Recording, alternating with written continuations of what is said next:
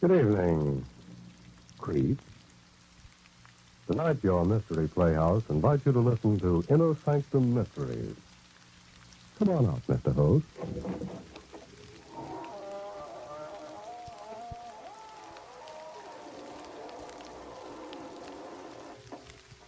Good evening, friends of the Inner Sanctum. This is your host to welcome you through the squeaking door. Well, been shopping around for a nice case of murder? Of course you have. And you've come to the right place because the characters on this program simply kill themselves to keep you amused. Why, only the other day we were accused of making murder our business. But we wouldn't do that, friend. Oh, no. Because that would be mixing business with pleasure. And we consider it a pleasure to give some stiff for business.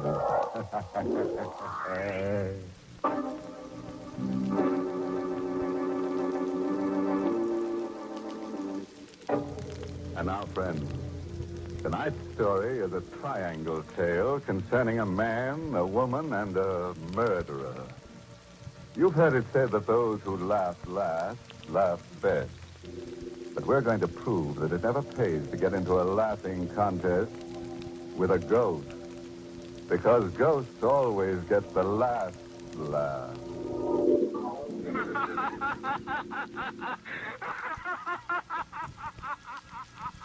I know he's dead.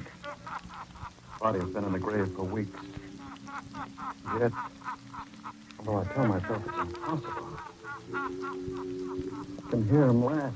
That raucous, mocking sound haunts me. Same laughter I heard for the first time in the courtroom. He had never laughed during all the weeks of the trial. Never even smiled. This day, when he came before me for sentencing. John Spencer, you have been found guilty of murder in the first degree. You wish to make a statement before sentence is imposed? I killed Hicks. I'm willing to admit it now. But he was no good. He got just what he deserved. And everybody knows it. I'm not a killer. I never committed a crime before. And all I ask now is a chance. John Spencer, the jury took all that into consideration when it recommended life imprisonment.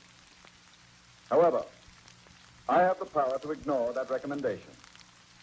It is my firm conviction that to allow one man to take the law into his own hands is to encourage others to do likewise.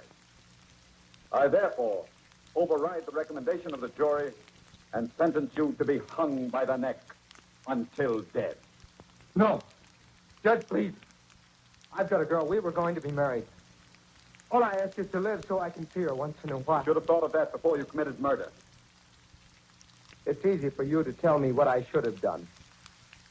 But you won't always be on top. Maybe someday you'll be down here where I am. When that happens, I hope they throw the book at you just like you're doing to me. Bailiff, remove the prisoner. Won't I be laughing when that happens? Wherever I am, I'll be laughing fit to bust.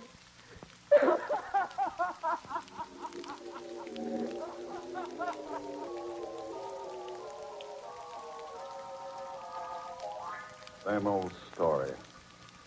Prisoner pleads innocence or guilty with good cause. Asks mercy. When clemency is refused, condemned man curses judge and hopes that judge will someday find himself in a similar plight. Spencer's outburst failed to move me in the slightest. I'd heard it many times before. I went home to forget about the Spencer case.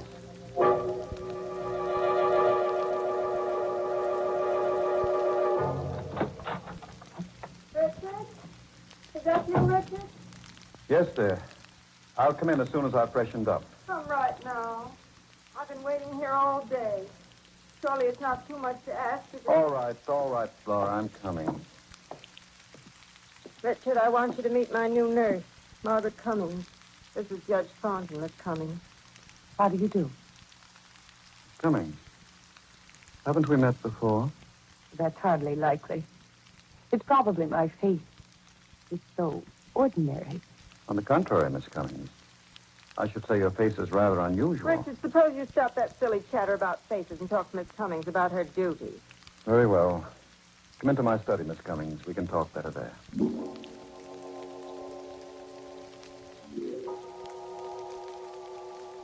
Now, sit down, please. There's not much to say, really. In the first place, my wife's heart condition isn't really dangerous. Yes, I gathered that from Dr. Fletcher. Oh, he told you about my wife, eh? Oh, yes. You're a professional person, nurse, and I believe in frankness. It makes things easier. My wife is 11 years my senior, getting on past middle age. She, is a bit worried. Not that I give her any ground for it. Jealous. You understand? Perfectly. She's not an easy person to get along with. You'll have to humor her. I'll do my best. And, Miss Cummings, Yes. I was just wondering where it was that I saw you before. Escapes me. You know, Miss Cummings, your face is rather haunting.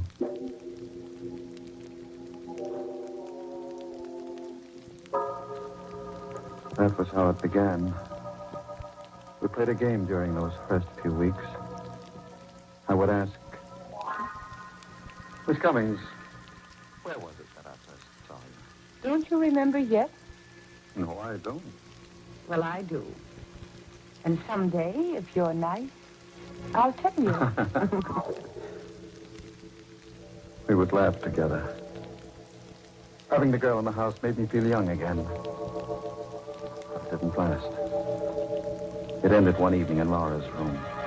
Richard, Yes, dear. put down that newspaper. I want to talk to you. I'm listening. Don't you think you're going a bit too far, Richard? Too far. What do you mean? I mean Miss Cummings. Oh. I won't stand for it. I won't allow you to disgrace me in my own home with a woman who's little more than a servant. Oh, Laura, for heaven's sake. I may be a bedridden invalid, but there is a limit. You're jumping to ridiculous conclusions, Laura. Ridiculous, am I? I suppose you'll deny you're in love with Miss Cummings, that you've been carrying on with her right under my nose. Certainly I'll deny it. I've got eyes, Richard. I've seen you two whispering together. I've watched how you look. Oh, you're talking utter nonsense. There's nothing between me and Miss Cummings. Nothing? Nothing. Absolutely nothing. Well, then, I'll give you a chance to prove what you say. I don't want Miss Cummings here. Dismiss her. You want me to dismiss her? Yes, Richard. I do.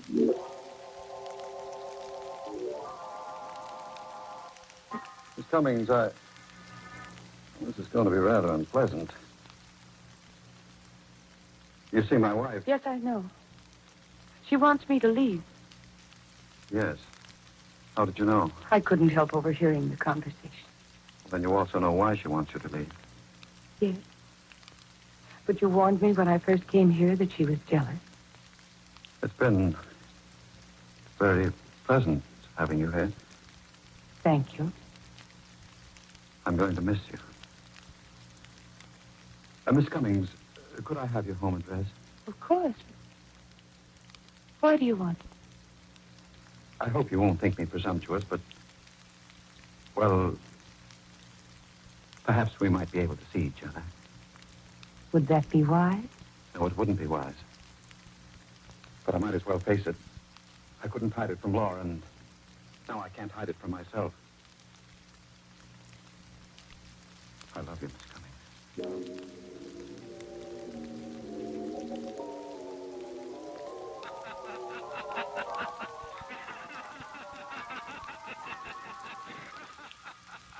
That matter heard Spencer's laugh for the first time since the day in the courtroom. I set it down as a picture of the imagination born out of a feeling of guilt due to my disloyalty to Laura. I put it out of my mind. I had other things to think about. The slip of paper with Margaret Cummings' address on it was in my pocket. A dozen times during the next week, I picked the telephone to call her, but something held me back. It was fear, I guess. Fear that if I saw her again, I would be taking a final, irrevocable step.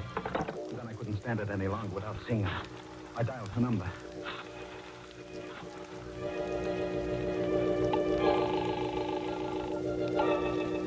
Hello? Is that you, Margaret?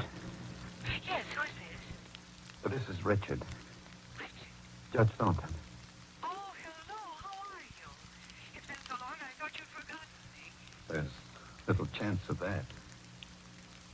Could I see you tonight, Margaret? Why, yes, of course. Come over as soon as you like.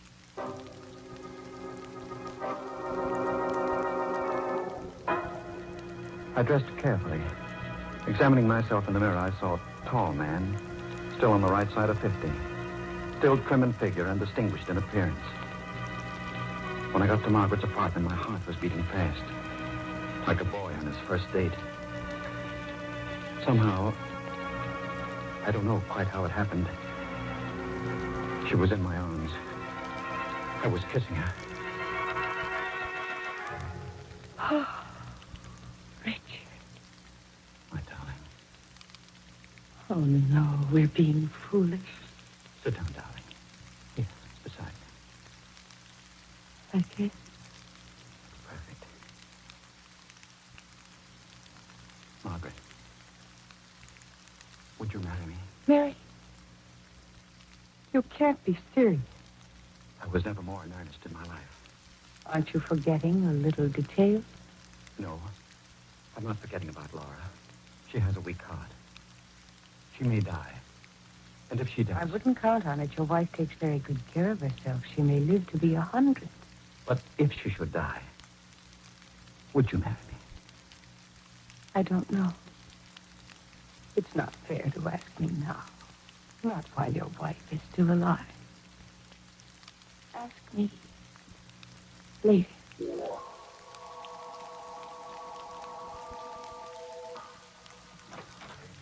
Oh, Richard, you have a pleasant evening at the club? I didn't go to the club, Laura. No. No. I lied to you. I spent the evening with Margaret Cummings. Richard. You were right. I'm in love with her. I never knew what love meant before. I can't live without her. You're mad. You don't know what you're saying. I want a divorce, Laura. Divorce? No. I want it immediately. You can't do this to me. Oh, my heart. Now see what you've done. Laura. Oh, shock. My pills, Richard. Give them to me. Hurry. Hurry, Richard. I knew she was pretending the heart attack, Oh, hoping to play on my sympathy. That was Laura's favorite trick. It always worked before. Not this time. This time I would defend until I was ready to act. I gave her the pills, watched her take them and sink back on the pillow. oh. Thank you, Richard. Feel better now? Yes, dear, much better. I don't know what I'd have done without you here. I would have died. Oh, Richard, say you didn't mean what you said before. Don't you see I couldn't go on living without you? You won't have to, Laura. Then you won't leave me for that girl. I'll take care of you. Here, let me make you more comfortable. Pillow needs rearranging. Yes, it does. Richard, what are you doing? I'm fixing the pillow. I don't want to say. Lie still. Stop twisting around.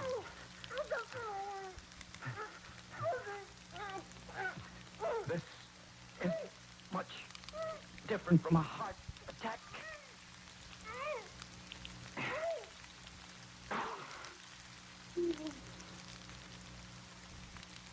Laura? She's dead.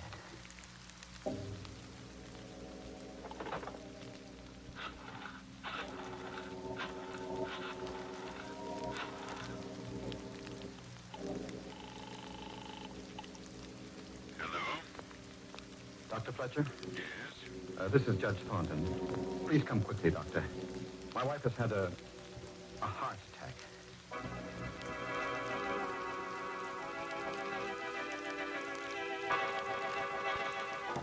It happened during an argument. It was nothing important, Doctor. Just a domestic quarrel. And suddenly she had the attack. I gave her the pills, but by that time it was too late. It's too bad. I'd only known that her condition had become so dangerous. Oh, Judge, you've nothing to reproach yourself for. These things happen.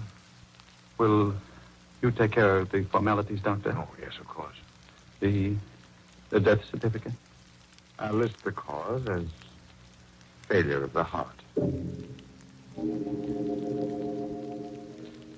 There was no need to act the part of the stricken husband after Dr. Fletcher left. I stood looking down at Laura's body. She was dead. And Dr. Fletcher's certificate would clear me of any suspicion of murder. I was free. Free to marry Margaret.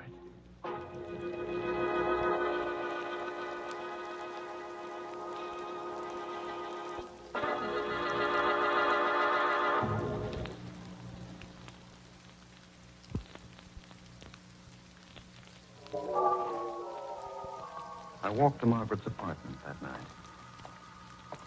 The street was dark. Empty. I had the uncomfortable feeling that I was being watched. Followed. And then I heard footsteps behind me. I hurried my pace. The man behind me did likewise. Frightened as I was, I decided to stop and confront the follower. He came toward me. His face and figure shadowy in the dark. What do you want? Why are you following me? You ought to know, Judge Thornton. Who are you? Come closer so I can... Spencer. John Spencer. It can't be. You're dead. Dead, am I? Well, you ought to know, Judge.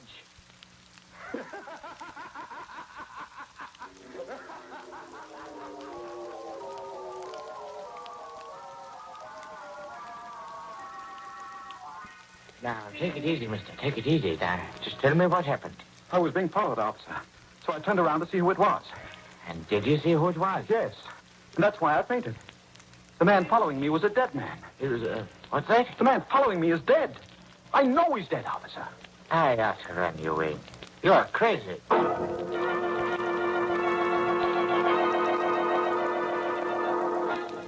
I had intended to tell Margaret that Laura was dead. I meant to ask her to marry me. But the encounter on the street drove those thoughts out of my mind. Arriving at her apartment, I went directly to the window and looked out. And there, across the street, leaning against the wall, I saw John Spencer. Richard, I'm insulted. What? You didn't kiss me. You haven't even said hello. Oh, I'm sorry, dear. That man across the street. He can't be real. And yet, if he isn't, What man, Richard? don't you see him? No, there's no one across the street. He was there a moment ago. I turned my head to talk to you. Now he's gone. Evan, you're trembling. You must be sick. Don't look at me like that. Richard, what's the matter? I guess I am sick. I'd better go and have a talk with Dr. Fletcher.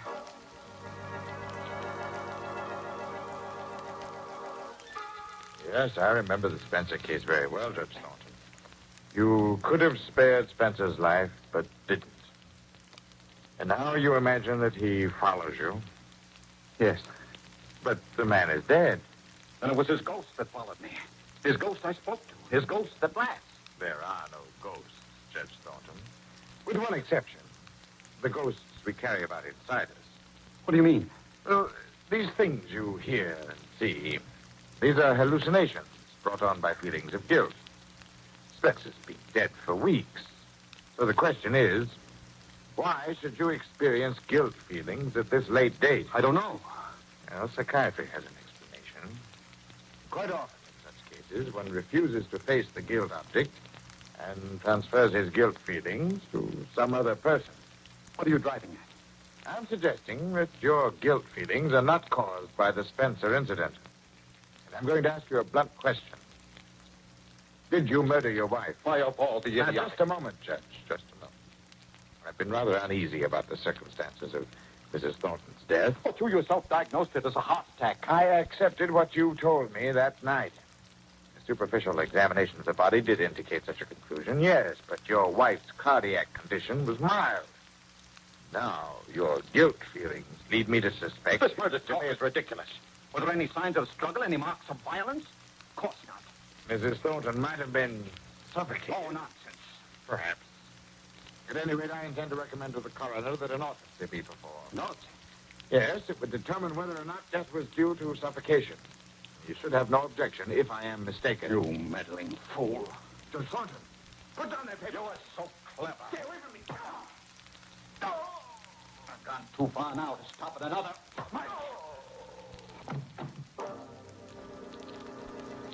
I lost my head. I should have agreed to the autopsy. That would have given me a day or two in which to plan my escape. But now, as things were, it would be only a matter of hours before Fletcher's body was discovered. My thoughts twisted and turned in panic. Maybe someday you'll be down here where I am. Won't I be laughing when that happens? Wherever I am, I'll be laughing fit to bust.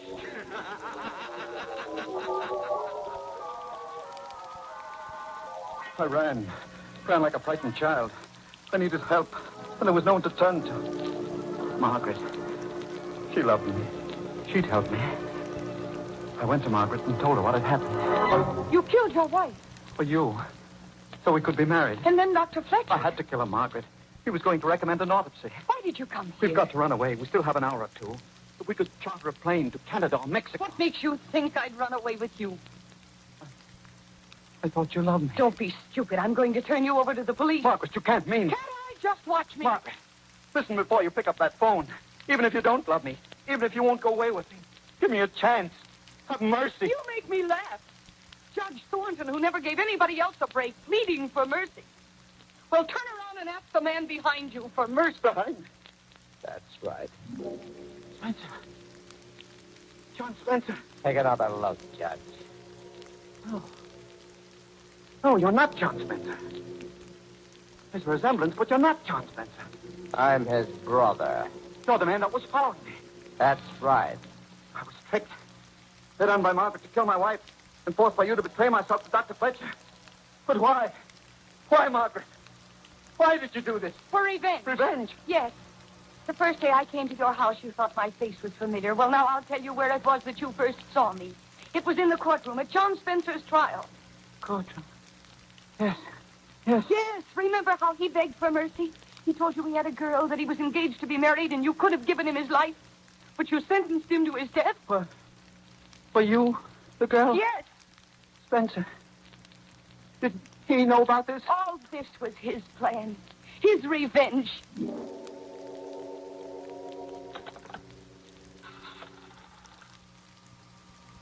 Hello, operator.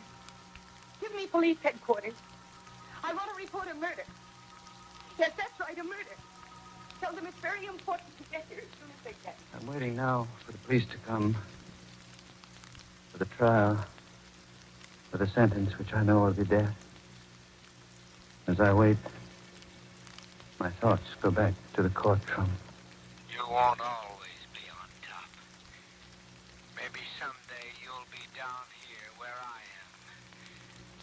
And when that happens, I'll be laughing.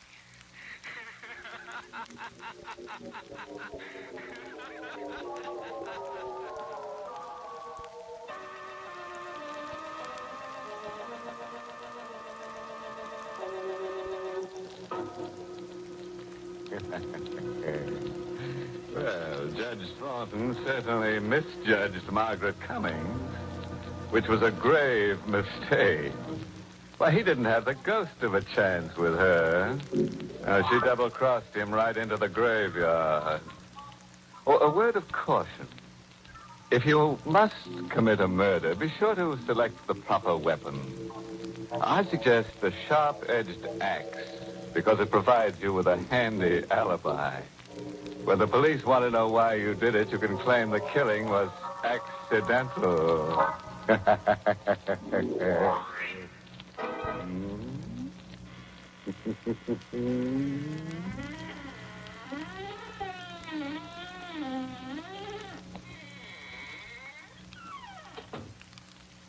Well, good night, and thank you, Poison Puss, for your Inner Sanctum story, tonight's performance in the Mystery Playhouse. Until next time, Creep. Good night. Sleep tight.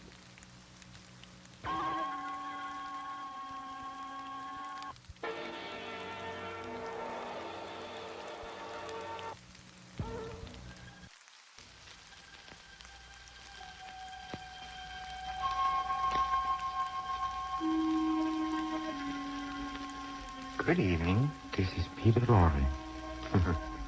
Would it bore you to hear a tale of tragic murder? Are you unwilling to sit through the telling of a strange and horrible story? The brief narrative of a man caught in a web of evil? You're not? Then, my friends, keep right on listening to the Mystery Playhouse.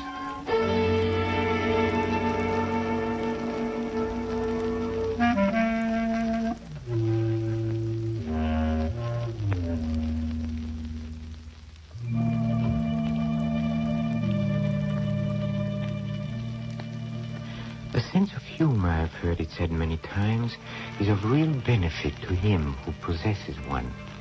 This particular sense has come to be so generally admired that it has attained the stature of a first-class virtue. Well, the fellow whom you're about to meet, while hardly falling into the virtuous category, he does have a sense of humor. Things like murder or hate and madness, or someone telling him his mother just died, practically rolls him in the aisles. He loves a good, ghoulish joke. Oh, and he loves to tell them, too. He's about to start one now. So follow me, please, to the inner sanctum and your host, Raymond.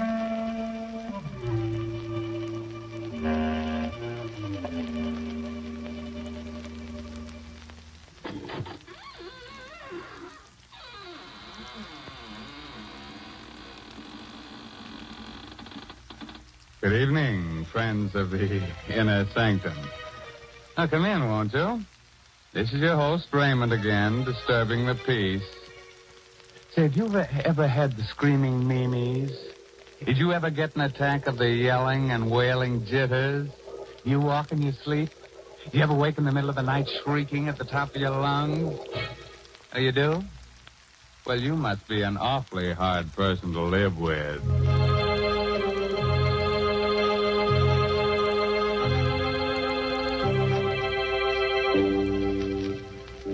Well, friends, it's time for our story to begin. From this point on, forget everything pleasant. Get a finger ready to chew on, turn the lights down low, and listen to Peter Lorre tell you the blood-curdling tale, Death is a Joker. Come with me to the criminal court building. A tense hush falls upon the spectators as Charles Luther takes the stand. Gentlemen of the jury, I'm accused of murder.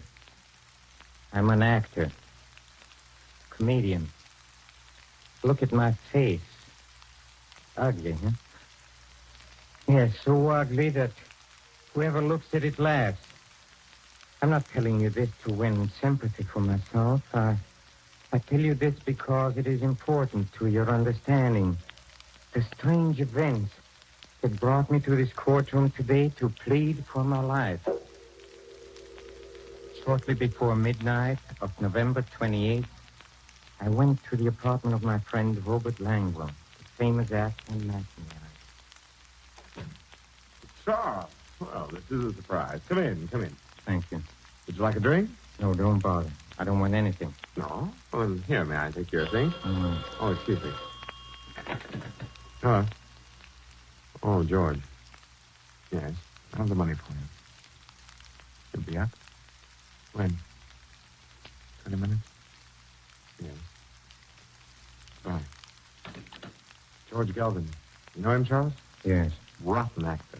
But an excellent poker player. so I've heard. Mm. Robert, Robert, before leaving the theater tonight, someone told me that you and Julie Winthrop are going to be married. Is it true? Yes, we'll be married in 2 weeks, right after my wife gets a decree in Reno. You must not marry Julie. Not marry Julie? Well, who are you to tell me what I can do? I know Julie well, and I also know you. That's why you must not marry her. Charles, it might be better for you to mind your own business. Julie and I are in love with each other. No, you're not. She's fascinated by your good looks. She's impressed by your fame, but she does not love you. Now, look here. We may be old friends, but I've stood all I'm going to. Wait a moment. I get it now. You're in love with her yourself. I'm in love with Julie. No, we are just friends. Friends? You're madly in love with her. That's why you came here tonight, isn't it? No. Friends. Stop your laughing. You in love with a girl like Julie. Why should my love make you laugh? Oh, so you admit it, huh? All right, I do. Why is it so funny? Do you think she'd have you?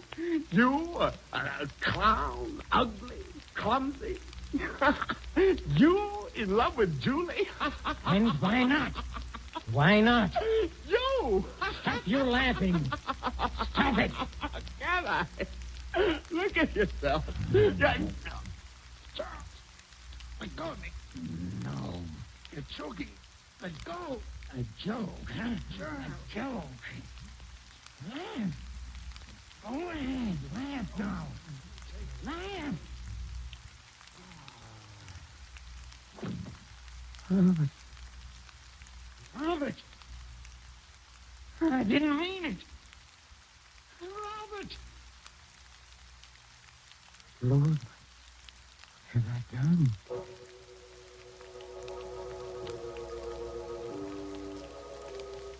I rushed out of his apartment, trembling. I turned my coat collar up to hide my face. The streets were crowded with people coming from the late movies and restaurants. I tried to make myself act naturally, but it was impossible. Everyone I saw, every pair of eyes that looked at me, seemed to accuse me of my crime. I stopped, waited for the light to change. Paper, mister. Morning paper. Read about the Reynolds execution. Here, let me have one. There you are. I didn't know Reynolds was to be executed tonight. Yeah. They burned him. Well, he deserved it. Murdering his friend like he did. Oh, wait a minute, mister. You forgot your chain. Oh, never mind, never mind.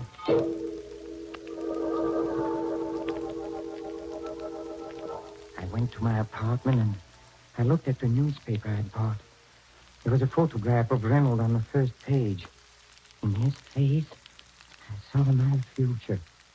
The shattered hopes, the torture of the trial, the horrible, nerve-wracking experience of waiting for death.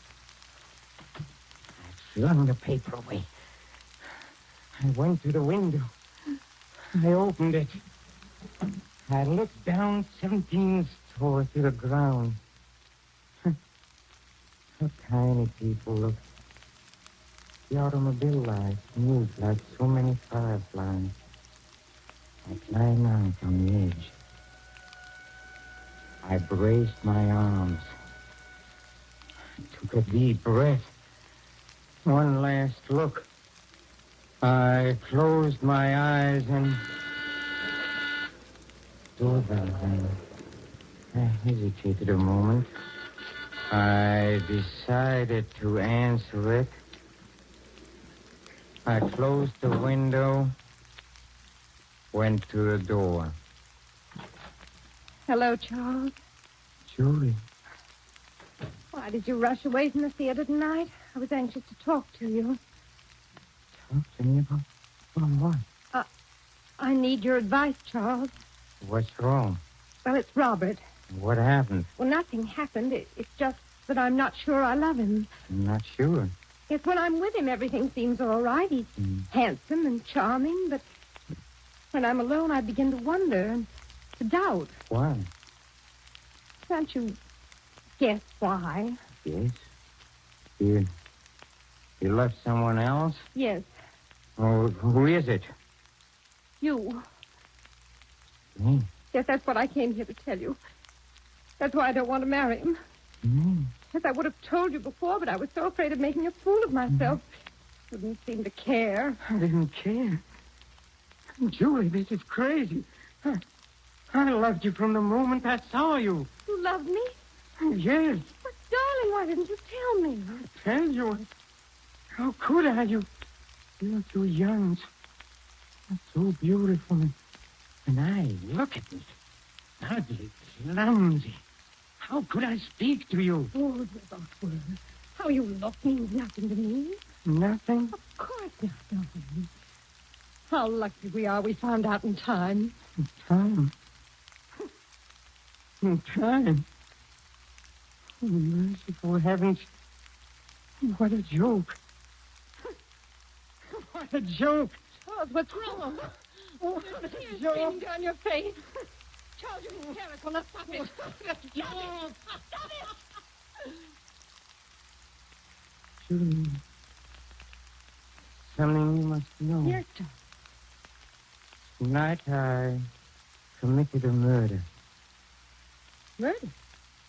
What are you talking about? I killed Robert. Killed Robert? Out of your mind. You don't know what you're saying. It is true. I went to his apartment and we quarreled and I killed him. Oh, no. You told me a moment ago that you loved me.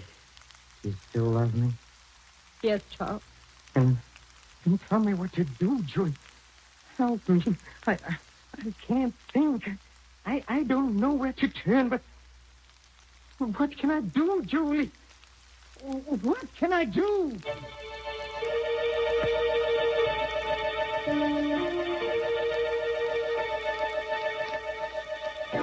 Pull yourself together, Charles. This may not be as hopeless as you think. Why? Was Robert alone in the apartment when you called? Yes. Were you seen entering or leaving? No. Are you sure? Yes, his apartment is on the second floor. I walked up and down. What time did you get there? Shortly before midnight. And what did you do before that? Went to a movie. Movie. How long did you stay there? Oh, only about 20 minutes. Do you have the ticket stub? Yes, here it is. Charles, you realize what this means? They may never find out about you. Find out? That's right. They won't suspect you since they can't know your motive. No one saw you enter or leave, and you have an excellent alibi. But, Julie, do you realize what they're doing? They're talking of this as if we planned this crime, as though we were criminals. But I committed a crime, yes, but I'm no criminal. I didn't mean to do it. I know, darling, I know. You must think of your own life now. Oh, And mine. Yes, Julia. Oh, I see what you mean. I'm not a criminal, but I must play the role of a criminal now. A subtle, clever criminal who is cunning enough to escape punishment. Can I do it? Can I do it, Julia? Charles, listen to me. We must find out how much the police know. If it's hopeless and they have found out about you, then it would be best to give yourself up. But let's not make any decisions until we know. How can we know? Did Robert expect anyone tonight? Yes, George Galvin phoned when he was there. He said he'd be up in about 20 minutes. Then the body must have been discovered by now. Yes, I'm sure the police must be there by this time. I think that I'll go to Robert's apartment. No, Julie, no. I don't want you to become involved. I'm already involved. If it weren't for me, this horrible thing would never have happened. The least I can do is to help you now. But, Julie... Promise me you'll not leave this apartment, Charles. All right. I won't be long. Julie. Yes. If something happens, if something goes wrong and is separated before you return, I want you to know that I don't know what to say, Julie. You don't have to say it, darling. I know what you mean. Goodbye.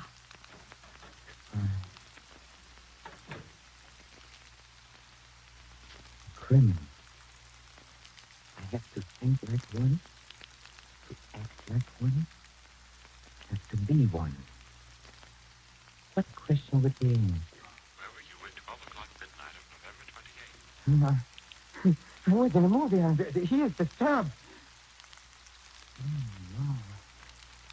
no. No, they can see immediately that I'm lying. My voice must not tremble. I shouldn't be so quick with the answer. Where were you at 12 midnight of November 28th? Where was I? Let me see. Well, I left the theater and I went to a movie. It was a very amusing picture. Very amusing.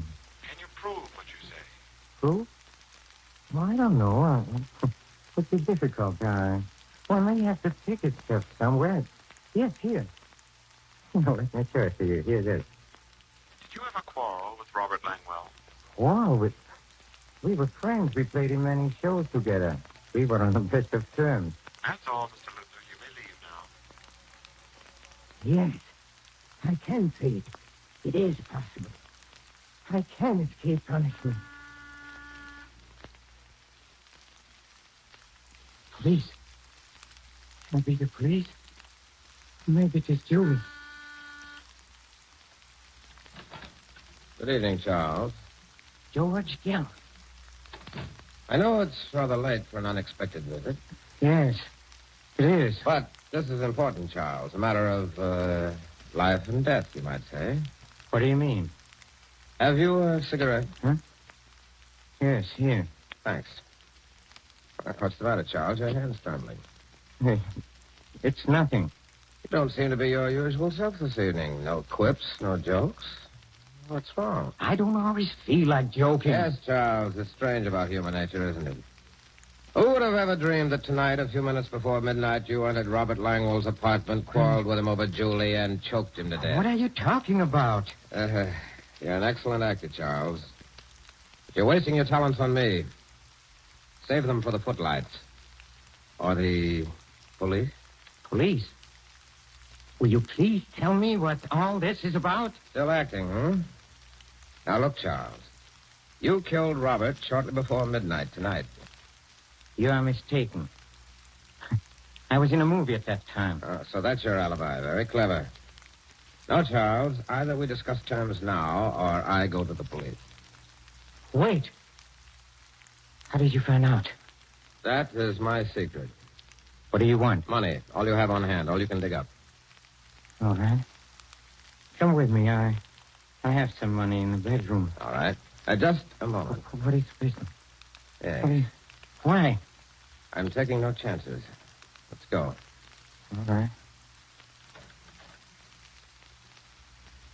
Oh? Where's the money? Charles, stand back or I'll fire. Stand back. No. Let go of my hand. Let go.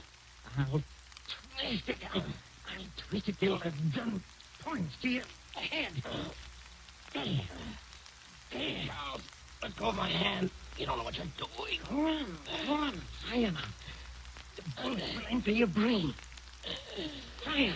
Charles, fire. Charles, don't. I'll make you fire. I'll squeeze your finger. Charles, let go. Go on. This is all a joke. I'll make you. Stop it, Charles.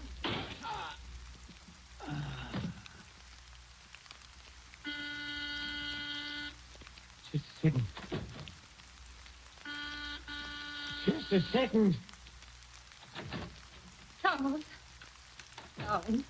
Darling, there's nothing more to worry about. Everything's all right now. We can be married and go on living and never fear anything. What makes you say that? Darling, you didn't commit a crime at all. What do you mean? Robert's alive.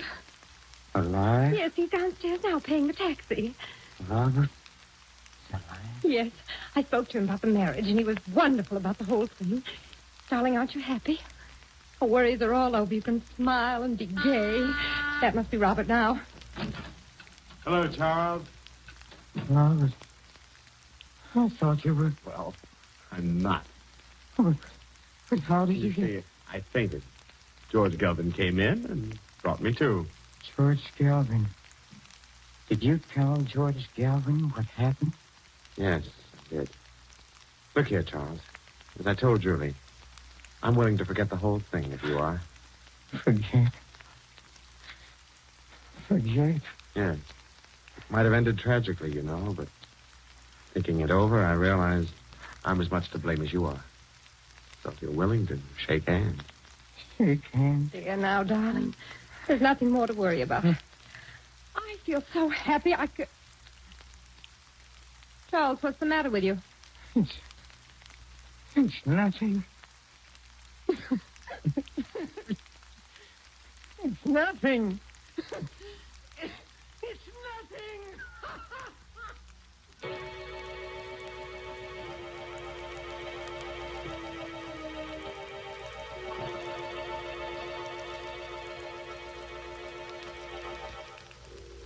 Gentlemen of the jury, I became a criminal well, because I thought I had committed a crime and I had to think like a criminal. My motives were those of all men. I wanted happiness and wanted marriage to the woman I loved. What would you have done in my place?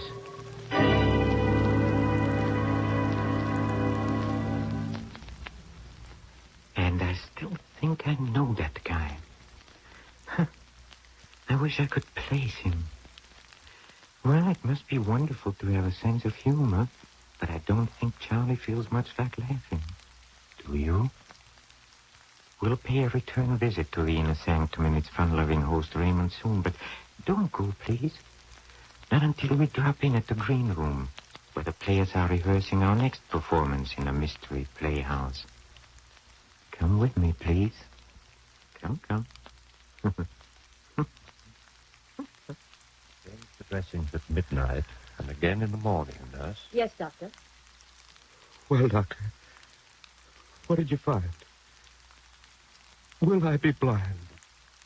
Is it very bad? Now, take it easy, Mr. Denton. There's nothing to worry about. Nothing at all. You're sure? You aren't just saying that. I'm quite sure. Valerie, did you hear that? I'm not going to be blind. Valerie, where are you? Right here, darling. Did you hear? I won't be blind. Isn't that wonderful? Yes, darling, it's marvelous. You don't sound very excited. Valerie, don't you realize I'm going to see again? She doesn't sound excited because I don't want you to be excited, Mr. Denton. You've got to relax. Try to sleep. Sleep? With this ungodly pain? My eyes feel as though they were on fire. That will stop as soon as the opiate I gave you takes hold. You'll be comfortable, I'm sure. Now, good night. You're going now, Doctor? Yes, I'll look in on your husband in the morning. Stephen? Yes, Valerie? Do you mind if I step out into the corridor for a moment? But you promised not to leave me. I'm afraid, Valerie. Everything's so dark. The nurse will be here, dear, if you want anything. I just want to ask Dr. Wade some questions. Questions? But he's already told us. Yes, Stephen, I know. But I'd like to find out about the treatment and how I'm to take care of you when we get you home, you know. Just little things. All right. But hurry back. I want you near me. I will, dear. Good night, Mr. Denton. Good night, Doctor. And thank you. You're quite welcome. After you, Mrs. Denton. Thank you. I suggest we step into the consultation room across the hall. We'll have more privacy. All right. Here we are. Thank you. Well, it's been a long time, Valerie. Yes, Paul, it has. Almost 10 years, isn't it? About that? Strange that you should have called me, of all people, to treat your husband's eyes. Oh, I was panicky, Paul. I didn't know what to do. It all happened so suddenly. Stephen was working in his laboratory at the house when suddenly I heard a violent explosion. I ran in and found him clutching his eyes and screaming, "I'm blind." First thing I thought of was an ambulance. Then you... Why didn't you think of me 10 years ago? It's not fair, Paul. Was it fair to turn your back on me and then to marry a man almost twice your age? Paul, please, why bring up ancient history? It isn't ancient history to me. I've never forgotten you. Paul, about Stephen's eyes. What about them? I have a feeling that You weren't telling him the truth. You're right. Oh, you mean he's not going to regain his sight? He's going to be blind? Oh, Paul. You don't expect me to be terribly concerned, do you, Valerie? After all, he did take you away from me. Don't be vindictive, Paul. It wasn't Stephen's fault. He didn't even know of your existence. And you never told him that we were on the point of being married. No, never. It's rather ironic that we should meet again at the bedside of my rival, your husband, a man who may forever walk in darkness. Don't say that, Paul. It's horrible. But unfortunately true. A moment ago, you told me not to be vindictive. I'm not, really. But if I were, I could have my fill of vengeance if I told him about us. And then told him that he'll be blind forever. You wouldn't, Paul. Or I might take another form of revenge. I could tell you that an operation is called for. A very delicate operation. Are you trying to say that there might be a chance? Yes. But supposing I refuse to perform the operation? Paul, you're joking. You can't mean that. Perhaps not. But you call me vindictive. Suppose I operate and my scalpel slips. What if he dies? That would be murder. You're not a murderer, Paul. You wouldn't risk your professional reputation. Why must you torment me this way? You really love him, don't you? Yes, I do. Then forget the things that I've been saying. I want you to think of me as a friend.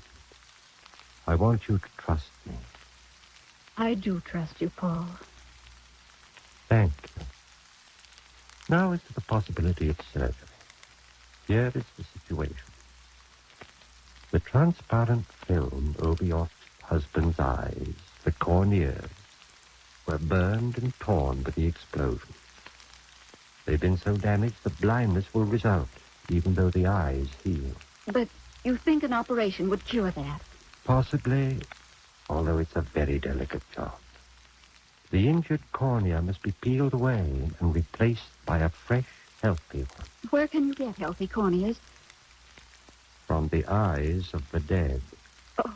It isn't quite as horrible as it sounds, Valerie. Dying people often will their eyes for just this purpose. We maintain what we call a corneal bank. It's much the same as a blood bank, only but this is different. Corneal tissue can't be stored more than 48 hours. It must be fresh, or it's no good. You have some available in the bank? No, that's the trouble. I'm afraid we haven't. But there's got to be some, Paul. I don't know where, Valerie. Unless what? I was just thinking. Last night, one of the interns asked me to look at a charity case that puzzled him. The patient is a Hindu or a Persian named Chandra. He lives in a dirty little shack near the waterfront. Yes, Paul. I stopped by and examined him. I found an incurable condition. There's no way to save him. He won't live more than a day or two. But his eyes are healthy. You mean you think he might... I don't know. You'd have to have his consent, of course. Take me to him, Paul. I'm sure I can make him understand. Oh, it may not be so easy, Valerie. He's a strange person. A mystic and a spiritualist. Let me try. Just take me to him. All right. We can go there now.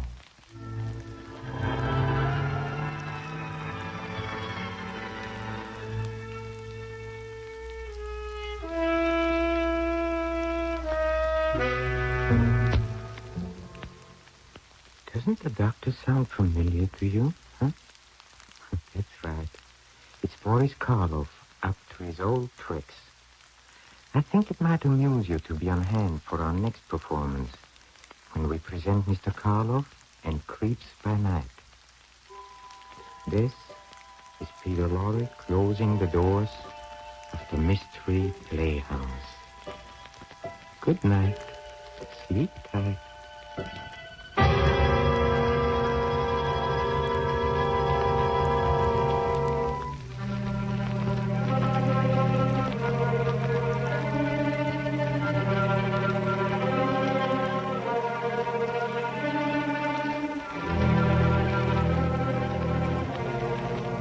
This is the Armed Forces Radio Service.